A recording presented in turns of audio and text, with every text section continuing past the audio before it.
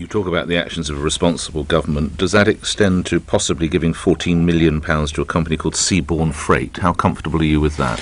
Well, I mean, there's been a whole ferries. Well, there's been a whole load of stories around this, Nick, as you know. But the reality is that there is a due process in government that has to be followed.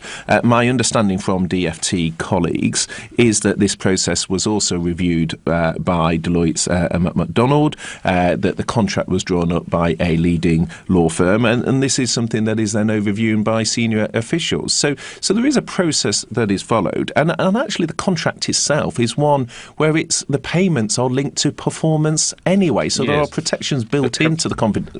I know this falls under your parliamentary colleague Chris Grayling, but do you think he's done all his homework? If I try the name Ben Sharp on you, does that mean anything to you? It might not. Don't worry if it doesn't. Not particularly. He's the head of Seabourn, this new Seabourn Freight, who'll get £14 million of our money, who left a trail of creditors in Hong Kong when his marine insurance company failed, and he's the man who could take, with his company, £14 million. Do you think your colleague Mr Grayling's done his homework? Well, I think the point is he wouldn't be able to take that if the performance of the contract is not delivered, because my understanding from DFT colleagues is... But he's not paid his debts, reportedly, in Hong Kong, this man. Why are we giving him money? Well, I don't want to get into speculating on an individual's personal financial history, but the point is there is a process that is followed around government contracts, and the performance of the contract is linked to the payment. So the payments will be made only if the performance is there. But also this is one, as I said, of a series of things we're doing. We're obviously in discussion with French colleagues in terms of having the fluidity of travel, which, as French leaders themselves have said, is in their give interest. £14 million to a man with a rather colourful background, Mr Barclay? Well, as I've just said, there is a process that is followed. These are contracts